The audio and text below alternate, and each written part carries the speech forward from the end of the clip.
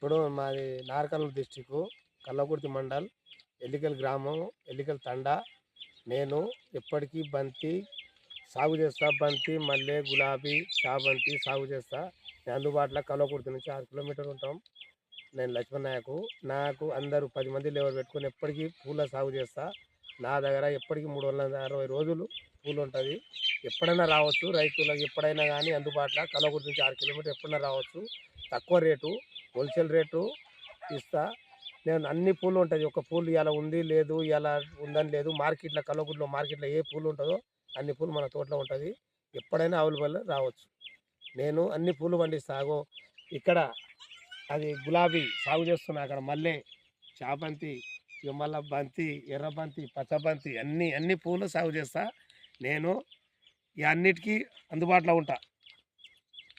ఇది నా